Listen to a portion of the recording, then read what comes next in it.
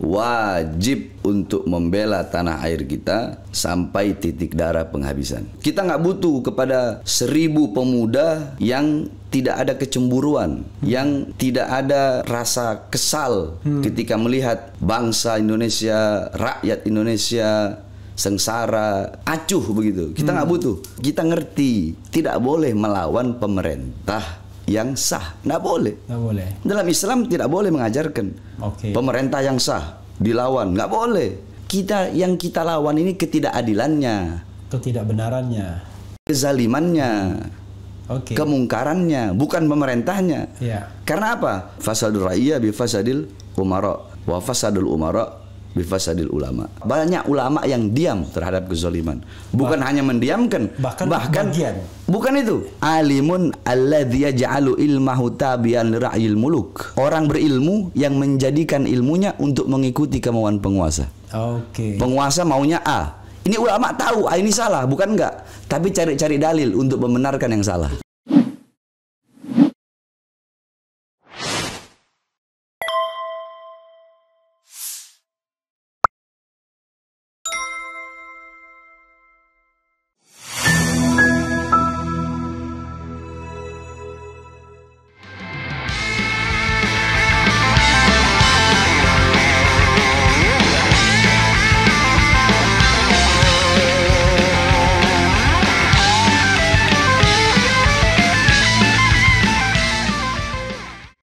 Assalamualaikum warahmatullahi wabarakatuh, sobat RH sekalian.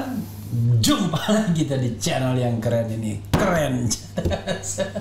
Di depan saya sudah hadir ya. Beliau adalah Habib Bahar bin Smith atau bin Sumaid.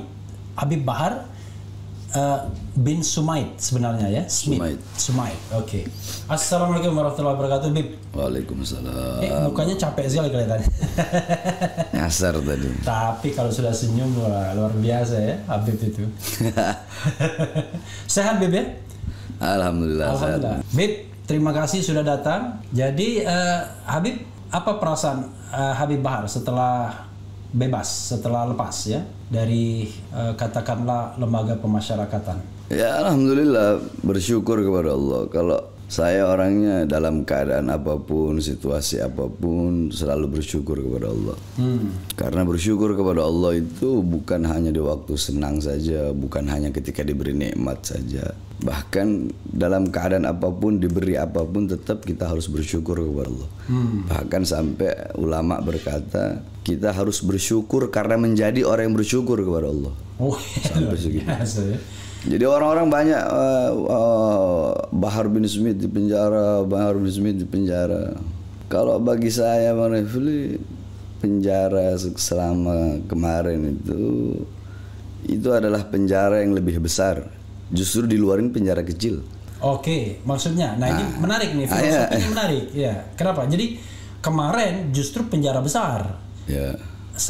Di luar ini penjara kecil malah. Lebih kecil lagi di RH Channel. Oke, silakan. Menarik ini. Silakan. Marifli katanya, kenapa kok Habib bilang di luar itu penjara kecil, di dalam penjara besar? Ya, itulah poinnya. Walaupun rasanya saya pernah mendengar itu dari Habib sendiri. Karena kalau di luar itu kita dibebankan, bukan terbebani ya. Tetapi dibebankan. Dengan kita berdakwah, kita urus santri, urusan keluarga, anak, istri, urusan umat, kita berdakwah ke sana kemari keliling. Sehingga waktu dengan Allah itu sedikit. Bukan berarti kita tetap melaksanakan kewajiban, tapi kita memiliki waktu sedikit untuk bermesraan dengan Allah. Nah, dalam penjara kita tidak dibebankan dengan urusan apapun. Nah, ada justru dengan di penjara kemarin itu waktu kita lebih banyak bermesraan dengan Allah Subhanahu wa taala. Lebih banyak kita beristirahat. Jadi tetap bersyukur kepada Allah Subhanahu wa taala. Salah satu yang spektakuler misalnya, ya tanpa harus bermaksud ria ya, yang spektakuler yang menurut Habib yang sempat Habib lakukan, yang barangkali kalau di luar nggak terpikir bisa melakukannya. Ada beberapa hal-hal yang ketika di luar tidak saya lakukan, itu saya lakukan dalam penjara. Misalnya? Nah, ini misalnya, ini nanti kita dibilang ujub, dibilang takabur nanti. Ya tapi kan untuk RH Channel kan penting juga untuk refleksi lah, paling tidak. Ya ini tahdus bin ni'mah. Alhamdulillah, contoh selama di Polda Jabar, saya masuk ke Islam itu ada 8 orang. 8 orang tahanan ya? 8 orang tahanan. Terus di Lapas Cibinong ada 4. Terus di Lapas Cibinong itu ada napiter 3 yang saya kembalikan ke NKRI. Napiter itu napi teroris. Napi teroris. Kemudian di Lapas Nusa Kambangan 1 masuk Islam. Padahal Habib berapa hari itu di sana? Cuma Nusa Kambangan 2 bulan. Oh 2 bulan. 2 bulan. Terus di Gunung Sindur ada beberapa juga masuk Islam. Tapi kebanyakan warga asing, luar negeri. Oh di Gunung Sindur? Di Gunung Sindur ada yang masuk Islam. Berapa orang? Ada Kira-kira. 1-2 lah. Warga asingnya? Warga asing. Yang non asing? Yang non asing Gunung Sindur nggak ada. Nggak ada. Itu terus kemudian ngarang kitab. Ngarang kitab apa? Di luar saya nggak sempat ngarang kitab. Dalam penjara saya ngarang kitab, judulnya Durarul Bahar. Durarul Bahar itu apa? Durarul Bahar fima an yustahsanu an yulkiyahul khatib alal mimbar. Bukan sesama biskota dilarang saling mendahului. Itu yakni kitab khusus buat khutbah. Kitab khusus buat para penceramah itu. Di situ berisi dalil-dalil yang yakni dalil-dalil. Di situ ada adillatuhu minal Quran, dalil-dalil dari Quran. Contoh maulid, dalil-dalil Qurannya apa? Adillatuhu minal ahadis, dalil hadisnya apa? Aqwalul ulama, perkataan ulama, pendapat ulama tentang maulid itu apa? Nah, di situ ada bab maulid, ada bab tahlil, ada bab haul, yakni acara-acara yang pada umum. Berapa topik kira-kira yang sempat dibuat? Kalau Durarul Bahar itu panjang, karena di situ saya bahas lengkap sampai syair-syair yang berkaitan, sejarah yang berkaitan dengan bab tersebut. Satu bab itu bisa ada berapa? Bisa 30 lembar. Misalnya tematiknya ini tematik tentang maulid, kemudian tentang tahlil, tentang macam-macam itu. Itu berapa topik? Idul Adha juga mungkin, Idul Fitri juga enggak? Umum, para penceramah yang sering penceramah yang sering hadir di acara seperti khitanan, walimatul urus, acara nikahan. Di situ saya taruh dalil-dalilnya apa yang harus dibahas ketika acara khitan. Contoh acara khitan. Hadisnya ikhtatan Ibrahimah wa huwa ibnu thamanina sanatan fakhtatan bil gudum. Nah, contohnya gitu. Yang pertama kali dikhitan itu Nabi Ibrahim. Beliau dikhitan pada umur 80 tahun. Beliau dikhitan dengan kapak. Yakni yang jarang-jarang para ulama-ulama, para penceramah tahu. Jadi pertama kali yang dikhitan itu Nabi Ibrahim. Nabiullah Ibrahim, tapi isyarat khitan itu udah dari zaman Nabi Adam. Ketika Allah turunkan Nabiullah Adam, itu Allah turunkan dari sorga. Nabi Adam selama 450 tahun Allah belum terima taubatnya. Sampai beliau di Mekah baru Allah terima taubatnya. Nabi Adam. Nah, beliau bernazar selama itu. Beliau bernazar hampir 1000 tahun ya. Beliau bernazar kalau Allah terima taubatnya, beliau akan mengorbankan sebagian anggota tubuhnya untuk Allah. Nah, ketika Allah terima, Allah bilang, bayar kau punya nazar, yaitu potong kau punya kulfah. Kulfah itu ujung daripada kemaluan laki-laki. Jadi isyarat khitan itu udah ada di zaman Nabi Adam, tapi yang pertama di khitan Nabi Allah Ibrahim. Itu hadis. Terus banyak lagi tentang ya ini ya yang jarang diketahui oleh para, sebab banyak juga kan istilah sekata kalau saya bilang ustadz instan lah, ustadz Indomie, instan, digodok 15 menit jadi, sehingga ya banyak yang bikin sesat gitu ya, yakni memberi tidak ada marojinya, tidak ada sandarannya. Kepada kitab apa sandaran itu, kitab apa gitu. Karena saya orang hukum memang agak paham yang begini. Jadi kalau kita mau ngomong sesuatu, Anda dasarnya apa? Dasar hukumnya apa? Kira-kira begitu ya. Jadi ya contoh seperti ada yang bilang cadar itu budaya Arab. Saya bantah, bukan budaya Arab, kata saya budaya Arab. Kitabnya apa? Ada di kitab An-Nida li Jinsil Latif, itu marojiknya. Sandarannya ada di kitab An-Nida li Jinsil Latif. Karena ini buat ulama. Ya, karena dalam kitab tersebut dikatakan wanita Arab itu sebelum ada Rasulullah SAW, ada Nabi Muhammad, mereka suka tabarruj, suka dandan. Oke. Suka berdandan, bahkan madah idza mudiha, ketika mereka dipuji dengan kecantikan mereka akan memberikan uang kepada orang yang memuji itu. Oke. Jadi tidak ada cadar itu kecuali syariat daripada baginda Nabi besar Muhammad. Jadi cadar itu bukan budaya Arab.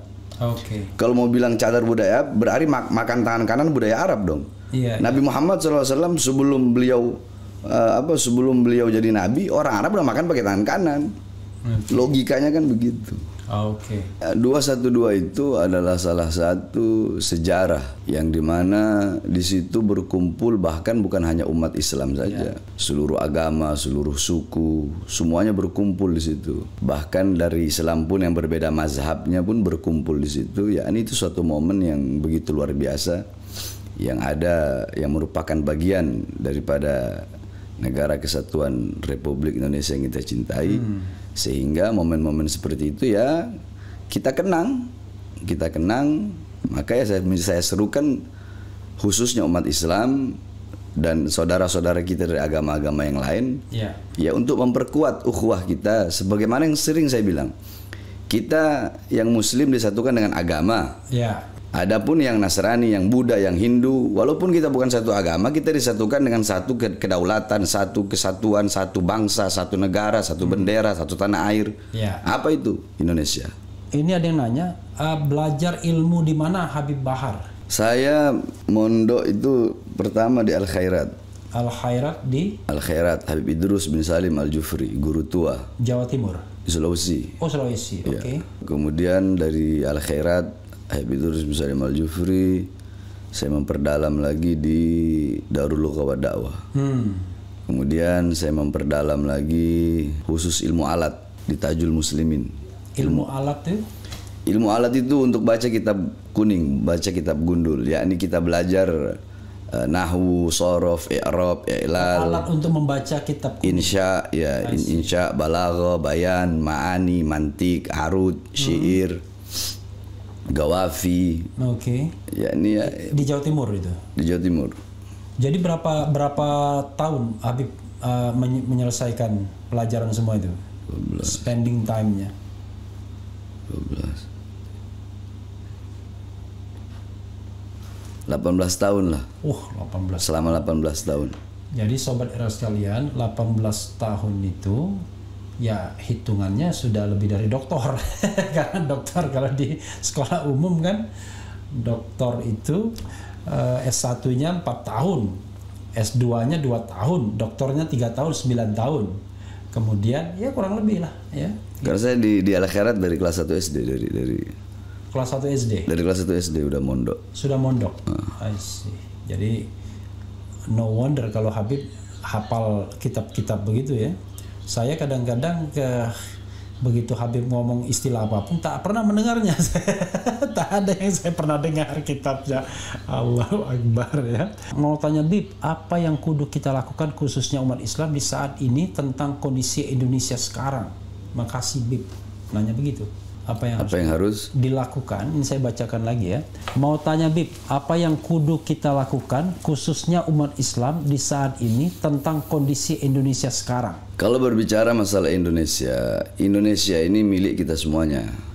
Milik semua, mau Islam, mau Kristen, mau Buddha, mau Hindu, Indonesia milik kita semua. Oke. Nah, di situ pertanyaan khusus Islam. Nah, tapi saya jawab secara umum saja. Kita sebagai bangsa, sebagai rakyat yang mencintai Negara Kesatuan Republik Indonesia, wajib untuk membela tanah air kita sampai titik darah penghabisan.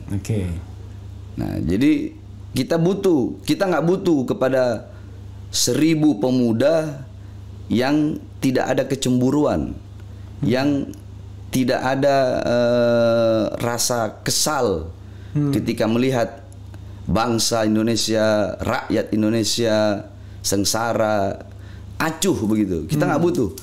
Tapi kita lebih butuh satu pemuda yang peduli kepada bangsa, peduli kepada rakyat.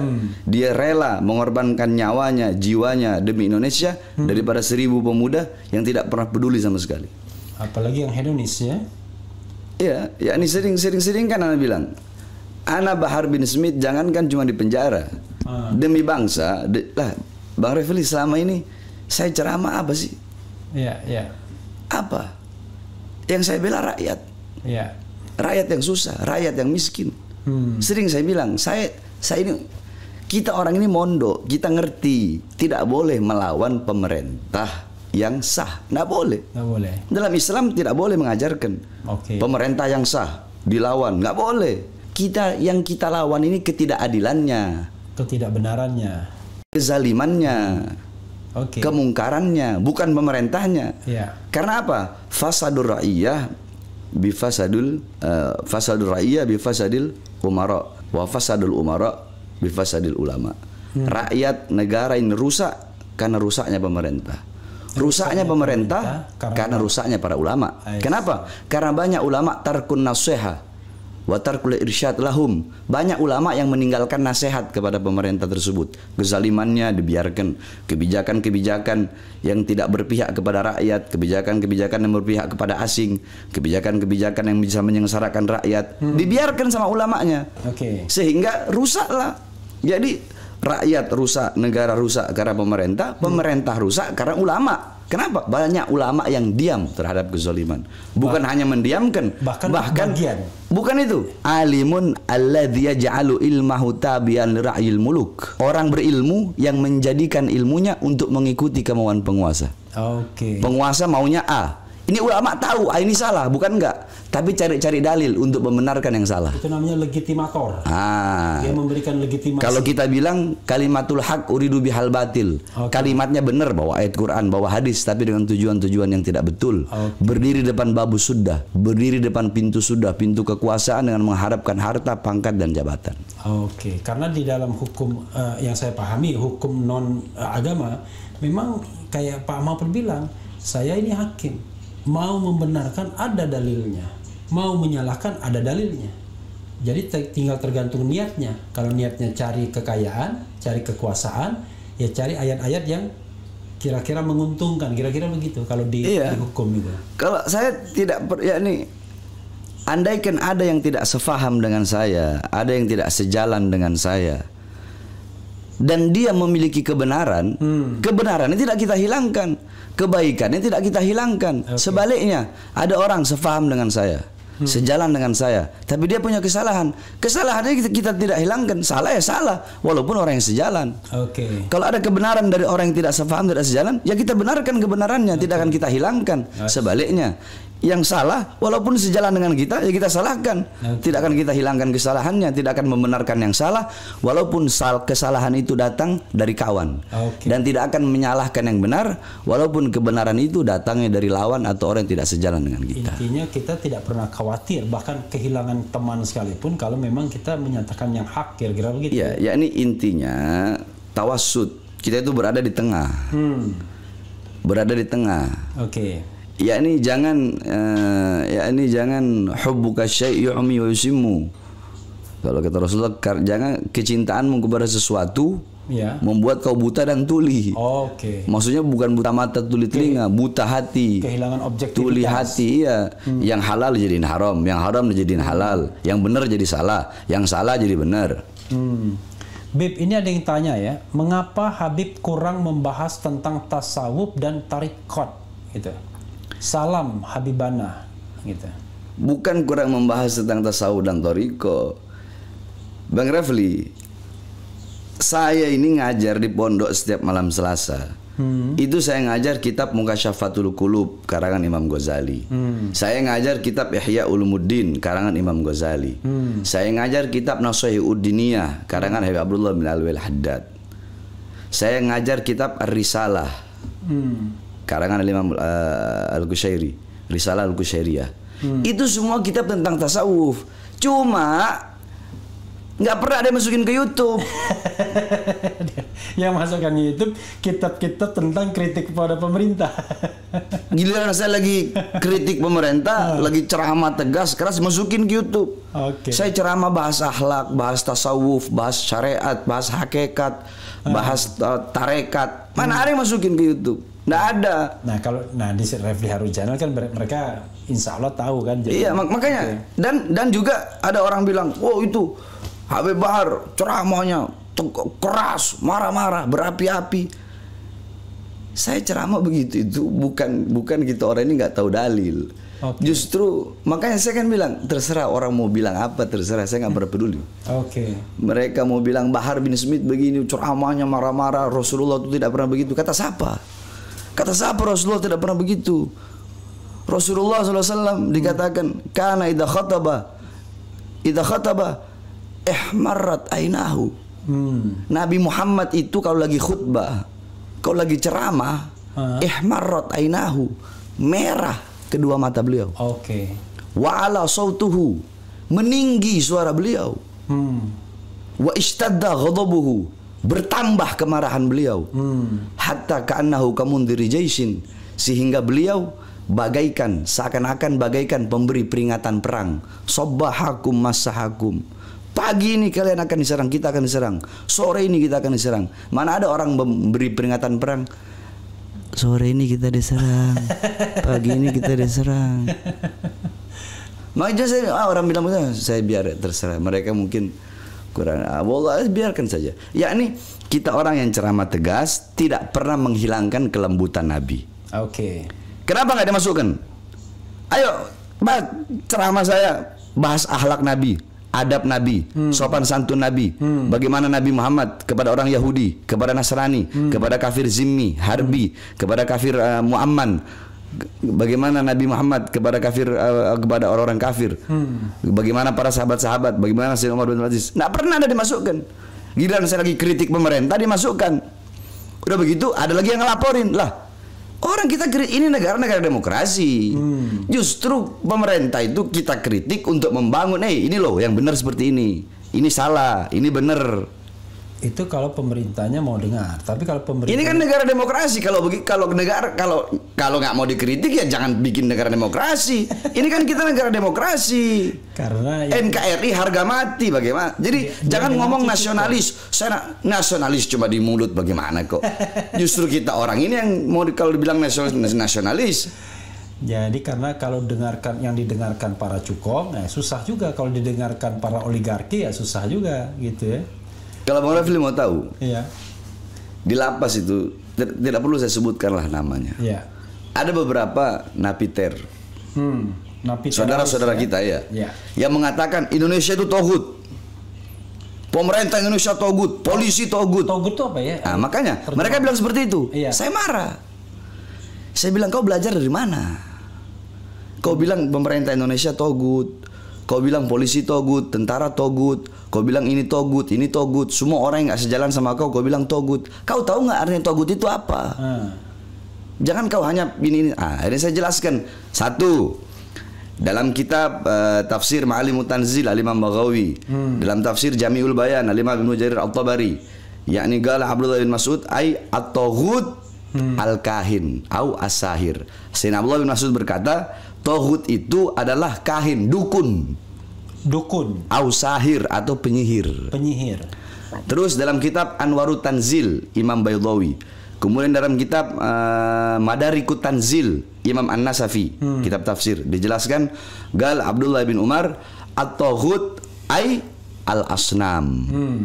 Toghut itu adalah berhala. Tadi penyihir berhala. Au Ka'ab bin Ashraf atau Ka'ab ibn Ashraf.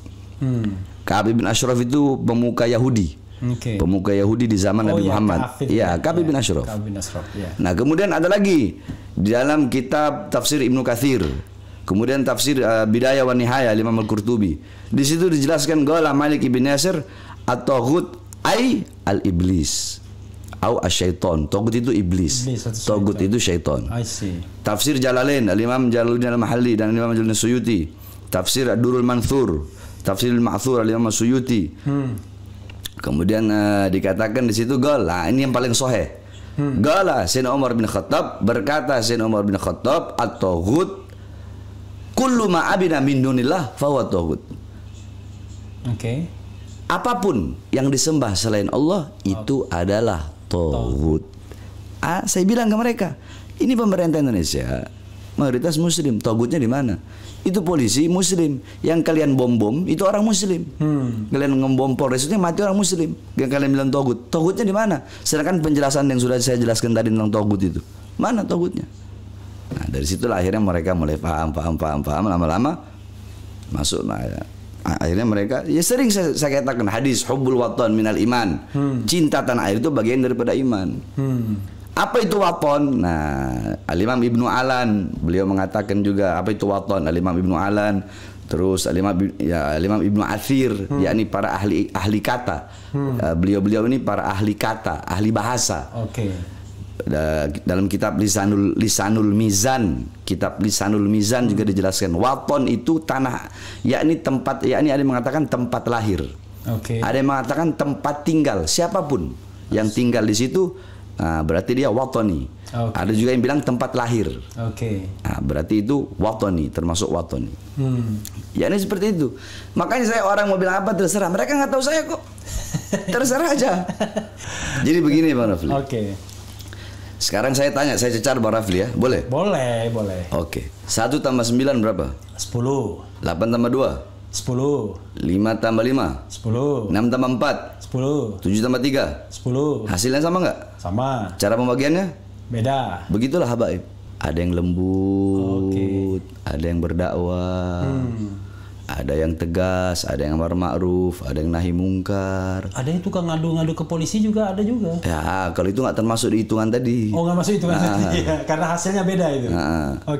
Nah, yakni ya itu tadi, walaupun berbeda, tapi hasilnya sama, tujuannya sama, yakni mencari ridha Allah, yakni untuk maslahat umat, untuk maslahat bangsa, untuk maslahat negara, walaupun dengan cara yang berbeda-beda.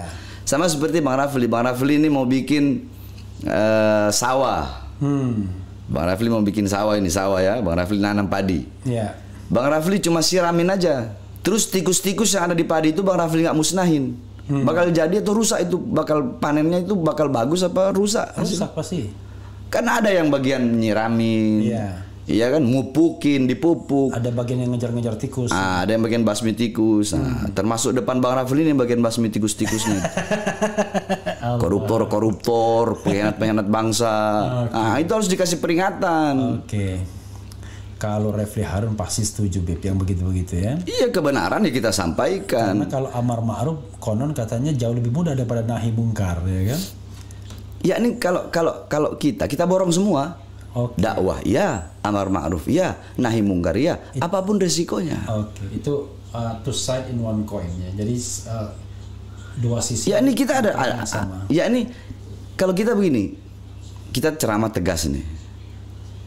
Kita tidak menghilangkan kelembutan Nabi. Jadi yang lembut juga jangan hilangkan ketegasan Nabi. Begitu. Jadi sobat era sekalian, jangan kira beliau ini tidak punya jiwa seni. Bahkan kelembutannya itu mengalir dengan jiwa seninya. Bergitar bisa, bahkan menciptakan lagu, bisa juga menciptakan puisi. Saya bahkan lihat di YouTube itu beliau itu mengubah syair tentang Aisyah istri Rasulullah. Benar Beb ya? Sayyidah Aisyah ya. Iya, jadi Sayyidah Aisyah gitu ya.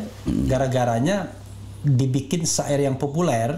Lalu tiba-tiba Habib bikin Sayyidah Aisyah gitu. Ada juga saya bikin syair tentang Sayyidah Khadijah juga. Sayyidah Khadijah juga. Tapi kalau Sayyidah Khadijah itu saya bikin nadanya, aransemennya saya yang bikin. Ada juga itu. Ada. Tentang Sayyidah Khadijah. Nanti, jadi biar orang nggak hanya kenal Sayyidah Aisyah aja, tapi kenal juga Sayyidah Khadijah. Nanti orang akan tanya, saya pengen dengar lagunya dong Bib. Saya orangnya nggak kayak orang lain mau beli. Saya orangnya nggak nyari suhro. Suhro itu masyhur. Ketenaran. Saya paling benci itu. Justru saya pindah dari Jakarta ke Bogor itu mau sembunyi. Biar orang-orang nggak ada yang tahu. Semakin saya sembunyi makin dicari malah. Ya tapi kan orang kan ingin mendapatkan apanya. Gini, kan tergantung niatnya kan. Kalau niatnya untuk kemaslahatan kan bagus-bagus saja kita menyampaikan sesuatu syair kan. Artinya orang bisa menikmati itu kan sebagai karunia kan. Sama seperti saya pernah bikin syair begini. Iya. Saya punya istri pernah tanya, kakak, apakah bisa dalam satu hati itu berkumpul dua cinta? Luar biasa. Ada filmnya tuh Satu Hati Dua Cinta. Saya jawab begini, jikalau tidak bisa kukumpulkan dua cinta dalam satu hati, maka akan aku kumpulkan cinta dan takut dalam satu hati, mencintaimu dan takut kehilangannya. Oke. Jadi mencintaimu dan takut kehilangannya ya. Kalau tidak bisa kukumpulkan dua cinta dalam satu hati, akan aku kumpulkan cinta dan takut dalam satu hati. Mencintaimu dan takut kehilangannya. Atau mencintainya dan takut kehilanganmu. Saya kok tiba-tiba tergoda, Bib. Tapi entahlah ya, ini agak sensitif sedikit ya. Soal ini, Bib. Soal istri-istri Rasulullah. Mudah-mudahan Habib berkenan menjawabnya, karena ini penting juga kan, daripada memunculkan fitnah kan, orang kan harus tahu kenapa Rasul itu istrinya lebih dari 4, Bib. Kan katanya 4 maksimal, itu satu. Yang kedua, kalau saya baca sirah Nabi ya, sirah Nabawiyah, sirah Nabawiyah, itu Rasul itu menikahi putri Sayyidina Abu Bakar, kemudian menikahi putri Sayyidina Umar, tapi Sayyidina Umar menikahi bahkan putri dari Fatimah, Sayyidah Fatimah, ya kan, dengan Ali bin Abi Thalib, Sayyidina Ali. Sayyidah Fatimah dinikahkan dengan Imam Ali. Iya, tapi anaknya Imam Ali dinikahi Umar bin Khattab. Ada juga, saya baca. Ummu Kulsum namanya. Nah, dan mereka kalau misalnya Sayyidina Ali itu, kalau saya lihat-lihat di internet, menikah kira-kira 7 kali. Rasulullah mungkin 9 kali atau berapa kali. Itu padahal zaman modern ini orang sulit sekali. Ya Nabi ya. Terutama yang tadi yang soal batasan 4 pada saat yang bersamaan itu. Kenapa Rasul kok bisa lebih dari itu? Iya, ya ini kita tidak bisa memposisikan, menyamakan diri kita dengan para nabi dan rasul. Ya. Apalagi Nabi Muhammad. Ya. Yang merupakan Sayyidul Anbiya wal Mursalin, pemimpin para nabi dan pemimpin para rasul. yakni Allah memberikan khasais, Allah memberikan kekhususan kepada Nabi Muhammad dan para Nabi Rasul dan yang lain, yang dimana kekhususan dan kekhususan itu tidak Allah berikan kepada kita. Sama seperti mukjizat aja. Para Nabi, para Rasul Allah kasih mukjizat, kita enggak. Ya, kalau kita yang orang yang beriman ya Allah kasih maunah, para wali Allah kasihnya karomah, para Nabi Rasul Allah kasihnya mukjizat gitu. Jadi ada am, ada yang bersifat umum, ada yang bersifat khawas, khusus. Nah, ada khawasul khawas, khusus dari yang khusus. Super khusus ya. Nah, seperti itu. Intinya seperti itu. Sebab kalau saya mau jelaskan panjang nanti. Ya, jadi sahabat Rasul, kira-kira ente jangan sama-samain dengan Rasul, kira-kira begitulah ya. Kalau misalnya ya ini sama kata Rasulullah pernah gal Rasul, ana basyarun mithlukum. Aku manusia seperti kalian. Aku manusia seperti kalian, kata Nabi. Nabi berkata seperti itu, yakni menunjukkan ketawaduan beliau, kerendahan hati beliau. Aku manusia seperti kalian, kata Nabi kan begitu. Aku menikahkan anak-anakku dengan kalian, dan aku menikah dengan anak-anak kalian. Illa Fatimah, kecuali Sayyidah Fatimah.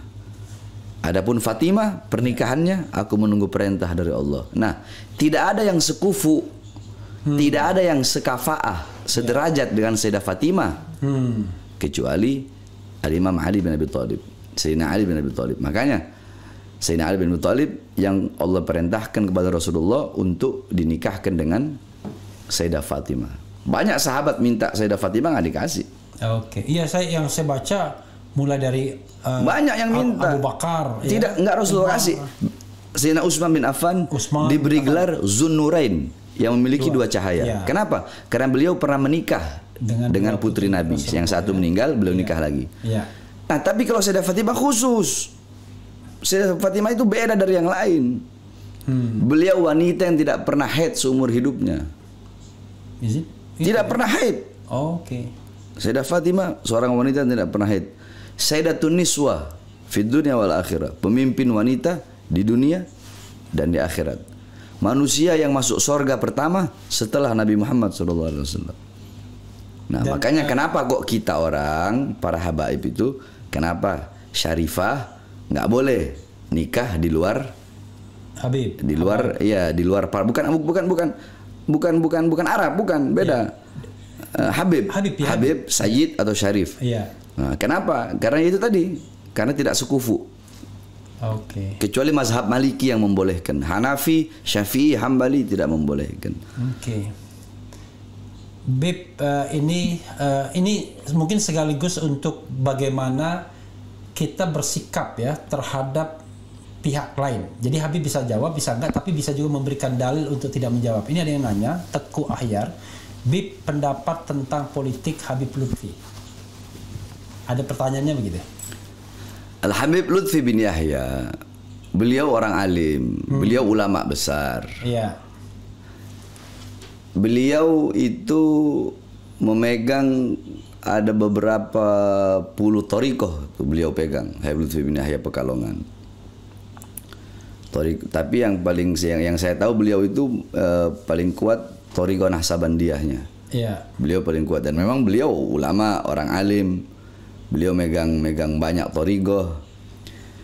Tetapi ya seperti tadi yang saya bilang, 2 tambah 8 10, 7 tambah 3 10. Habib Lutfi beliau ya dengan cara beliau. Beliau berdakwah dengan cara beliau. Saya, Bahar bin Smith, Habib Rizik, Habib Hanif, kita juga berdakwah dengan caranya kita. Ya, ini sama-sama berdakwah dengan cara masing-masing, tapi dengan satu tujuan tadi. Tujuan yang sama. Yakni menghidupkan Islam. Kita sama-sama menghidupkan Islam, bukan cari hidup dalam Islam. Menghidupkan Islam bukan cari hidup dari Islam. Bukan cari hidup dalam Islam. Menghidupkan dakwah, bukan cari hidup dalam dakwah. Menghidupkan agama, bukan cari hidup dalam agama. Menghidupkan negara, bukan cari hidup dari negara. Menghidupkan bangsa dan rakyat, bukan cari hidup dari keringat bangsa dan keringat rakyat. Seperti itu. Jadi beliau ulama, saya akui itu, beliau ulama, beliau sesepuh para habaib.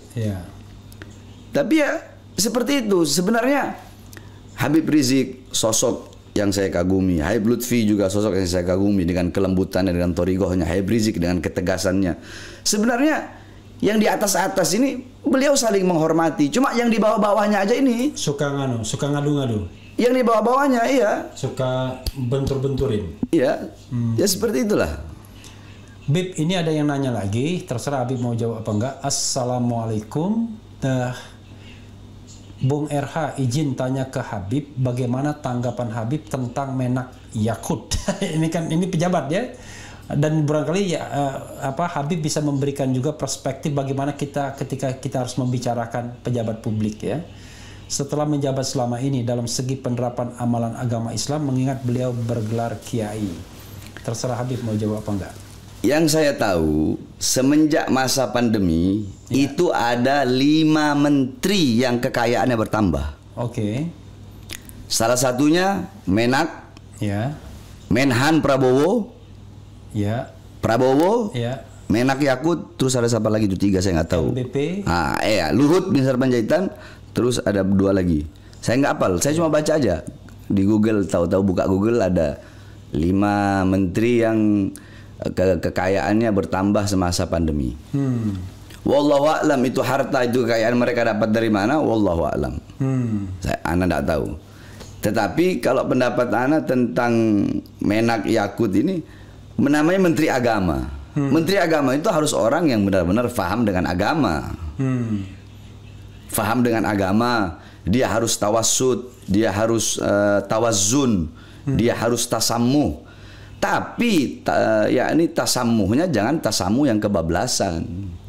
Kan banyak orang tasamuhnya tasamuh kebablasan. Tasamuh itu apa terjemahannya? Tasamuh itu apa ya bahasa Indonesianya? Toleransi. Oke. Toleransinya kebablasan. Oke. Toleransi kebablasan. Iya. Kalau kayak kita orang nih. Iya. Ya. Bagaimana toleransi kita orang kepada agama lain? Oh, ketika saudara-saudara dari Nasrani sedang Natal, kita jaga gereja. Oke. Cukup kita jaga gereja. Kita tidak mengucapkan selamat. Iya. Tidak masuk ke dalam. Itu kita. Iya. Sebaliknya, ketika Idul Fitri, saudara-saudara dari Nasrani jaga kita punya masjid. Oke. Nah, itu namanya tasamu yang benar. Oke. Bukan kebablasan, bukan pakai topi Natal. Itu tasyabuh namanya, menyerupai. Oke. Nah, itu kebablasan. Begitu. Oke. Terus apa ada lagi si Menak Yakut itu dia ngomong apa kemarin itu ya? Apa ya? Apa dia pernah bilang itu? Yang ke semua agama sama. Semua agama sama. Iya. Semua agama sama. Kalau dia berbicara dalam perspektif Islam, dalam Islam kan nggak seperti itu. Lakum dinukum waliyadin. Iya. Lakum kalian dengan agama kalian, kami dan kita dengan agama kita. Nah, seperti itu. Tapi kalau dia berbicara sebagai menteri, ya harusnya cukup dia mengatakan seperti yang anak katakan tadi, kita sebagai sesama Muslim, kita disatukan dalam satu Islamiyah. Dalam satu perkara yaitu Islam. Kita yang berbeda, yang Nasrani, yang Hindu, yang Buddha, kan menteri agama kan dia bukan hanya ngurusin Islam saja, tapi ngurusin juga agama-agama yang lain, memberikan hak kepada agama-agama lain, apa hak-hak mereka dalam ibadah mereka. Yang Nasrani gerejanya seperti apa, yang Hindu seperti apa, ini seperti apa. Tapi jangan tadi seperti yang saya katakan kebablasan. Intinya seperti itu. Oke. Ya. Sekali lagi, kalau nggak mau dikritik jangan jadi pejabat. Ya. Kalau nggak mau dikritik jangan jadi pemerintah. Oke. Jadi rakyat. Dan itu hak rakyat ya. Jadi saya sering mengatakan gitu ya. Jadi salah satu kewajiban rakyat itu adalah berpartisipasi dalam pemerintahan. Nah, salah satu berpartisipasi adalah mengingatkan. Itu bentuk partisipasi. Jauh lebih baik dibandingkan rakyat yang diam. Ada juga orang yang ngomong kan ngingatin bisa dengan cara baik-baik lah. Kita orang kan punya cara sendiri buat mengingatkan. Oke. Ya mungkin Ana dengan cara Ana. Ya memang beginilah Bahar bin Smith. Ana nggak bikin-bikin ya seperti inilah Ana. Seperti inilah saya. Oke. Bib, ini agak personal ya. Walaupun dalam situasi sekarang ini ada yang aneh. Dilaporkan gara-gara yang beginian. Dari Jess. Assalamualaikum ya Habib. Pernahkah bermimpi ketemu Rasulullah? Terima kasih Habib. Nggak pernah. Kenapa Habib? Karena rokok. Menarik ini ya. Jadi Habib Bahar katanya karena rokok. Belum pernah bermimpi bertemu Rasulullah ya, yang kakek beliau ya. Istilahnya itu ya, modelnya karena beliau adalah zuriat Nabi Allah. Karena rokok. Kok begitu Habib? Ini menarik. Karena rokok itu adalah yang paling dibenci oleh Nabi Muhammad. Walaupun saya perokok kuat. Sampai sekarang nih saya ini nggak betah karena nggak ngerokok. Makanya Habib kelihatan gelisah. Iya, karena nggak ngerokok. Tapi kan nggak enak juga kalau live merokok. Iya. Rokok itu paling dibenci Nabi Muhammad SAW. Paling dibenci. Bahkan dalam kitab kitab Al-Mawahib dikisahkan ada namanya Habib Ali bin Muhammad Al-Habsyi. Beliau itu yang ngarang Maulid Simtud Duror. Beliau ini mendapatkan magam kewalian yaitu Rasulullah SAW yaqdatan. Melihat Rasulullah dalam keadaan sadar, terjaga, bukan hanya mimpi, tapi ngelihat dalam keadaan sadar, terjaga. Itu magam kewalian beliau yang sangat tinggi. Oke. Satu waktu beliau melihat Rasulullah di Tarim, itu mau masuk ke rumah satu orang. Ketika Rasulullah mau masuk ke rumah satu orang, nggak jadi. Nggak jadi, Rasulullah keluar lagi. Habib Ali bertanya, ya Rasulullah, kenapa engkau mau masuk terus kau keluar lagi? Kata Rasulullah, kata beliau, aku mau masuk karena di situ sedang dibacakan Maulid. Tapi ketika aku mau masuk, ada orang yang di kantongnya ada tembakau, sehingga aku tidak mau masuk. Di kantong ada tembakau aja Nabi nggak mau, apalagi kita isep itu tembakau. Jadi Nabi paling benci dengan rokok. Itulah yang itu menjadi. Habib Ali dan Rasulullah itu jaraknya jauh. Jauh. Oke. Jauh. Ya ini karena mungkin kalau orang-orang yang adalah yang berbeda pendapat, ya mereka tidak akan, ya ini mereka nggak bakal, wah itu nggak ada itu seperti itu. Cuma kan itu kan bisa kita pakai dalam fadhailul a'mal, bisa kita pakai tarhib, bisa kita pakai. Pertanyaannya, kenapa Habib nggak berhenti rokok? Nah, itu dia. Pertanyaannya. Tapi alhamdulillah, walaupun saya nggak pernah bermimpi bertemu Rasulullah, yang saya yakini bahwasanya penyebabnya adalah karena saya merokok. Tapi ada beberapa orang yang mimpi Rasulullah, yang dimana dalam mimpinya Rasulullah menyampaikan salam untuk Bahar bin Smith. Rasulullah bilang terus berjuang. Adalah tidak perlu saya sebutkan. Ada beberapa orang. Dari luar kota bahkan orang itu. Ada yang dari Sumbawa, ada yang dari Jawa Timur, ada yang dari Sulawesi. Dan mereka Habib juga. Habib dan Syarifah. Oh, Habib dan Syarifah. Ada yang Syarifahnya. Nah, terus saya bertanya kepada saya punya guru-guru, ya, Habib, kenapa sih kok Rasulullah itu datang kok hanya ini kok nggak langsung gitu lewat mimpi anak? Ya inti masih ngerokok, bagaimana Rasulullah mau inti bisa mimpi Rasul, orang inti masih ngerokok. Ya, ini rokok kan Rasulullah paling benci sama rokok, nggak bakal bisa. Ya ini rokok lah yang menjadi penghalang antara engkau dengan tidak bisa berjumpa dengan Rasulullah SAW. Makanya yang saya harapkan sebelum saya mati saya udah bisa berhenti merokok. Dan sekarang sudah kurang atau tetap? Masih tetap. Jadi sobat Eros sekalian, pernah sekali saya duduk dengan beliau dan memang nggak putus sih. Itu barang nggak putus. Ini pertanyaan dari saya dan saya kira yakin Sobat Era pasti pengen tahu banyak ya. Tapi jawaban yang hubungan yang personalnya saja. Kenapa Habib sangat sangat mendengarkan? Saya yakin orang seperti Habib ini barangkali yang Habib dengarkan itu tentu orang tua, pasti kan? Karena saya lihat gambarnya bahkan sampai mencium kaki ibu kan? Dan beruntung Habib karena masih punya orang tua. Kalau saya dua-duanya sudah meninggal ya kan.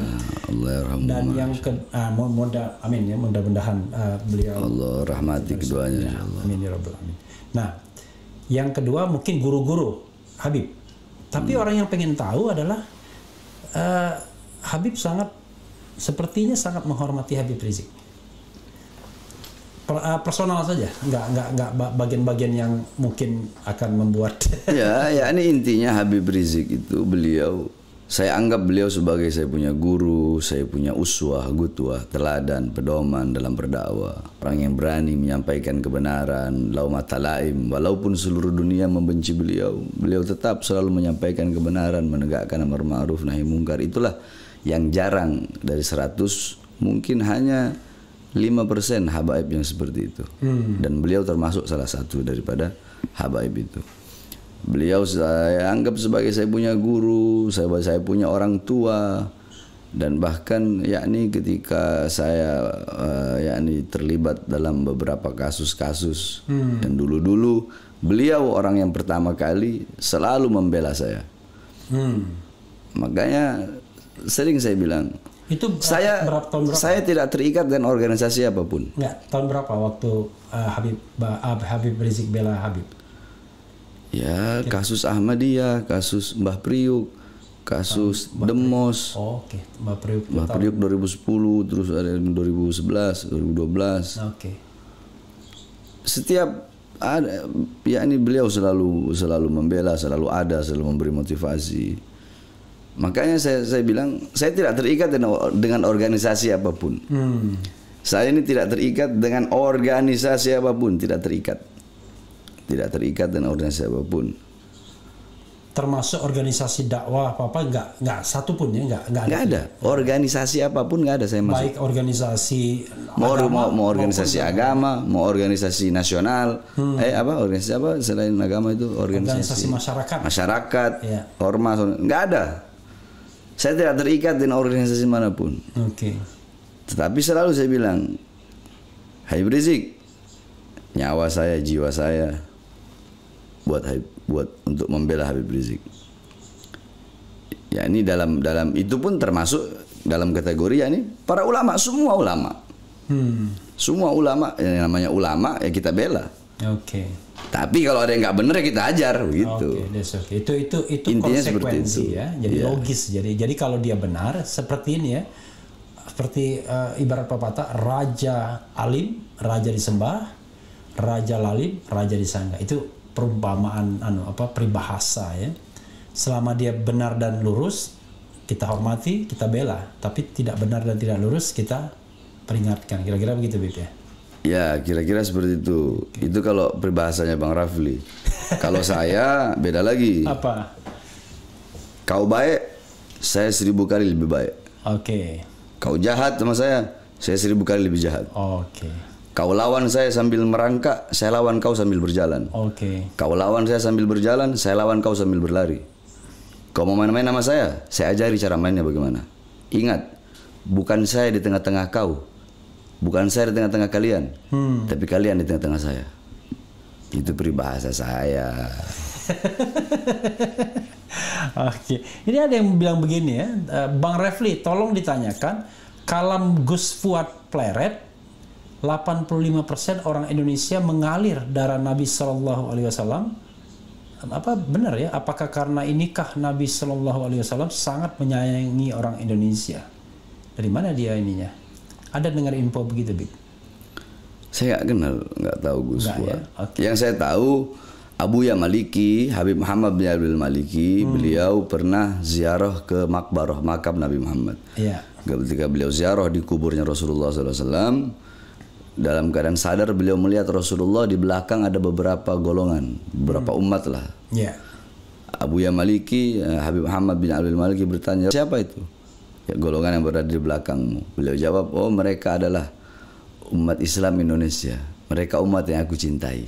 Abuya Maliki dari Mekah. Oh, dari Mekah. Dia orang Mekah. Iya, beliau itu imam besar Ahlus Sunnah wal Jamaah.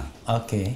Abad sekarang, cuma beliau udah meninggal. Oke. Beliau udah meninggal. Mereka adalah umat Islam Indonesia yang aku cintai dan aku sayangi. Nah, ya ini orang nanya, kenapa? Karena tidak ada satu negara di seluruh dunia ketika bulan Maulid Rabiul Awal, tidak ada negara yang lebih banyak merayakan Maulid Nabi seperti negara Kesatuan Republik Indonesia. Okay. Setiap gang-gang, kampung-kampung kecil dari Sabang sampai Merauke semua bikin Maulid Nabi. Karena itulah umat Islam Indonesia menjadi umat yang dicintai oleh Nabi Muhammad SAW, kata Abuya Maliki. Oke, dan Maulid dalam satu ceramah saya dengar Habib mengatakan bahkan lebih mulia dibandingkan Lailatul Qadar, malam 1000 bulan. Ya betul, itu ada di kitab Hawasi Syarwani, Ala Tuhfatil Muhtaj. Kitab Hawasi Syarwani itu hasyiahnya kitab Tuhfatul Muhtaj.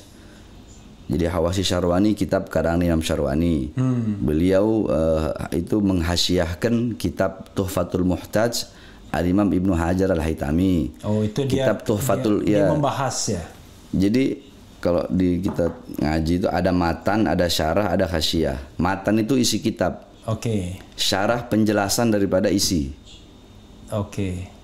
Ya. Nah, ada hasyiah. Hasyiah penjelasan yang lebih rinci lagi. Nah, hasyiahnya kitab tadi Hawasi Syarwani, syarahnya kitab Tuhfatul Muhtaj Imam Ibnu Hajar Haytami. Maksud bukan Maulid ini, maksud hari lahir Nabi pada saat Nabi lahir. Nabi lahir. Bukan peringatan. Ya. bukan peringatannya. Itu.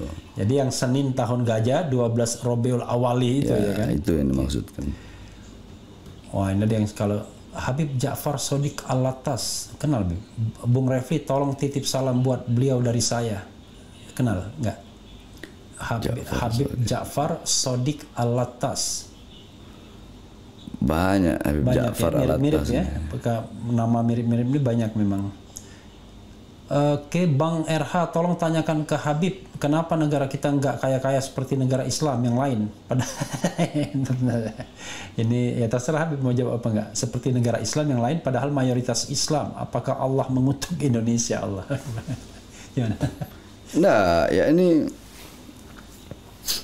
sebenarnya gampang ya. Ini bagaimana saya mau jelaskan itu ya? Ya ini intinya kayanya suatu negara, makmurnya satu negara, ya tergantung dari pemerintah. Iya. Kembali ke pemerintahnya lagi. Sekarang bagaimana negara mau makmur, bagaimana negara mau kaya. Jangankan urusan dunia, urusan akhirat aja dikorupsi. Dana haji dikorupsi. Ini dikorupsi. Dan nggak usah urusan ini, Bang Refli, jangan urusan dunia lah. Al-Quran dikorupsi. Iya. Iya kan? Dana ini masalah agama jadi korupsi, apalagi urusan jalan, masalah ini. Bagaimana mau sejahtera? Habib masih ada energi Bib atau Habib pengen selesai? Terserah. Oh, kalau terserah. Kita namanya ad-dhaif kal mayyit. Soalnya gini. Tamu itu bagaikan mayat. Oke. Kalau tuan rumah bilang sudah. Tuan rumah bilang lanjut. Ad-dhaif kal mayyit, tamu itu kayak mayat. Soalnya di belakang Habib saya menghormati, kelihatannya sudah kasih lihat-lihat dia. Enggak ya. Dan saudara sekalian, Habib ini 2 hari udah nggak tidur, Bib ya? Iya. Nggak tidur tuh nggak lelap sama sekali. Banyak tamu. Banyak. Jadi, saya berterima kasih betul ya Habib mau datang ke sini ya. Dan memang memenuhi permintaan Sobat Era yang sudah bilang undang dong Habib kan begitu ya. Saya iseng-iseng aja mengundang dan ternyata Habib mau datang. Alhamdulillah.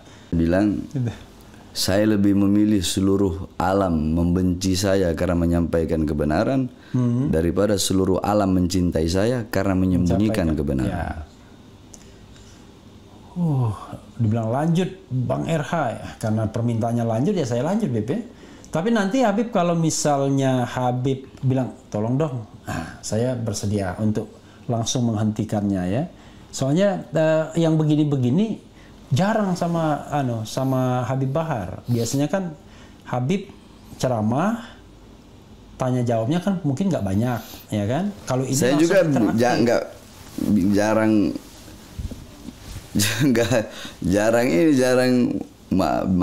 kayak begini nggak pernah. Makanya saya merasa terhormat Habib datang kan. Dan orang kan bahkan saya pernah itu Bang Rafli ceramah satu malam itu ada jadwal 16 tempat, satu malam 16 tapi nggak keburu yang 3, jadi cuma 13 tempat yang keburu. Saya pulang ceramah dari Batam itu jadi yang keburu cuma 13 tempat. Satu tempat saya ceramah cuma 10 menit, selesai jam 4 di Pekojan. Selesai jam 4 subuh. Tapi Habib kepikir nggak ya mau berceramah melalui media kayak YouTube sosial ini? Nggak ngerti begitu YouTube apa-apa itu saya nggak ngerti. Kan nanti kan bisa aja nanti kapan-kapan saya hubungin Habib pakai Zoom kan biasa kan kalau Zooming live Zoom. Saya nggak tahu Zoom juga saya nggak tahu. Gitu, tapi itu mudah Habib. Bukan perkara sulit karena Habib kan biasa pakai handphone kan orang sekarang. Iya cuma kalau Zoom apa channel saya nggak ini. Karena sebab saya masih salaf ya ini. Oh, masih bertemu tatap muka. Ya. Karena ngajar langsung. Ya, karena memang beda sih kalau untuk pendalaman tuh beda ya dengan ini. Oke. Tapi kalau, itu dia.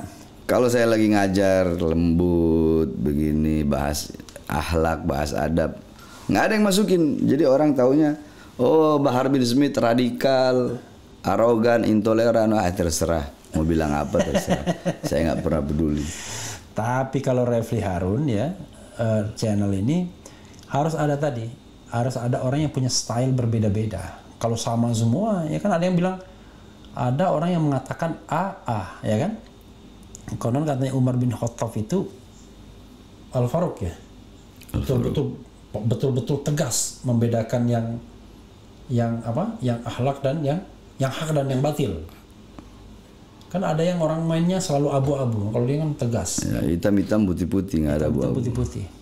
Bahkan saya baca-baca itu ketika Umar datang, itu kan sedang bercengkrama istri-istri Rasul. Ya mungkin cekakak-cekiki sedikit. Begitu Umar datang, diam semua. Sambil senyum Nabi. Kok ada di depan Nabi mereka ketawa-ketawa, begitu ada Umar mereka diam. Katanya ya karena Nabi lebih lembut. Dan Sayyidina Umar bin Khattab, satu lagi saya lanjutin nih. Iya. Bang Rafli ngomong. Ketika beliau menjadi pemimpin, pernah satu waktu beliau sedang memberikan ibarat kata arahan lah, kepada rakyat, kepada masyarakat. Ketika itu beliau ditegur oleh satu orang perempuan. Hei Umar, kau salah. Ini perempuan menegur, mengkritik Sayyidina Umar bin Khattab yang menjadi pemimpin ketika itu. Ibarat kata kalau sekarang presiden lah. Oh, itu di tengah masyarakat, di tengah umat. Tapi jangan salah, Khalifah Umar tuh kekuasaannya lebih luas daripada Indonesia. Itu sepertiga dan separuh dunia. Ketika itu perempuan itu bilang, Umar kau salah. Yang benar itu begini. Apakah Sayyidina Umar masukkan tuh perempuan ke penjara? Tidak. Apakah Sayyidina Umar bin Khattab siksa itu perempuan? Tidak. Apakah pakai pasal ITE? Apakah pakai pasal ITE? Apakah nyari-nyari kesalahannya? Tidak. Apa kata Sayyidina Umar? Ya, engkau benar, aku salah. Oh, aku salah. Engkau benar, aku salah. Akhtatu wa asahti. Engkau benar, aku yang salah. Oke. Itu baru pemimpin. Jadi berani berkata benar, tapi berani juga disalahkan kalau memang salah, ya kan? Itu pemimpin luar biasa. Bib, ini kamera Bib, mungkin silakan ke pemirsa, mungkin closing statement atau tausiah dari Habib, silakan Bib. Ini tidak ada tausiah, ya ini sedikit aja, selalu sampaikan kebenaran. Karena kebenaran bagaikan matahari yang akan selalu bersinar walaupun di hadapan orang-orang yang buta. Sampaikan kebenaran. Jangan pernah takut, jangan pernah lelah untuk menyampaikan kebenaran. Kita bersatu sama-sama membangun bangsa, membangun ini negara, karena kita semua cinta kepada ini negara. Kita bangun sama-sama agar negara yang kita cintai ini menjadi baldatun thayyibatun rabbun ghafur, negara yang makmur, negara yang sejahtera, negara yang tidak tunduk kepada negara-negara asing, negara yang berdiri dengan sendirinya, menjadi negara yang berwibawa, menjadi negara yang bisa mensejahterakan rakyatnya, bukan mensejahterakan orang-orang asing. Kita bersatu semuanya, baik pemerintahnya, pemerintah bersatu dengan para ulama, ulama bersatu dengan para pemerintah, bersama-sama dan rakyatnya, orang kayanya, orang miskinnya, semuanya kita semua bersatu. Agama apapun, warna kulit mau hitam, mau putih, mau kuning, suku apapun, agama manapun, kita bersatu sama-sama.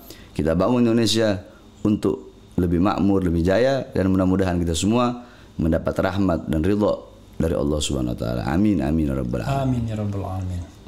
Ya, saudara sekalian, terima kasih Habib Bahar. Mudah-mudahan kita dan channel ini diberikan kebaikan karena kedatangan Habib. Amin sama-sama. Amin ya rabbal alamin. Itu saja saudara sekalian, yang penting tetap di channel ini. Wassalamualaikum warahmatullahi wabarakatuh. Cia. Bib. Siap. Terima kasih banyak, Bib.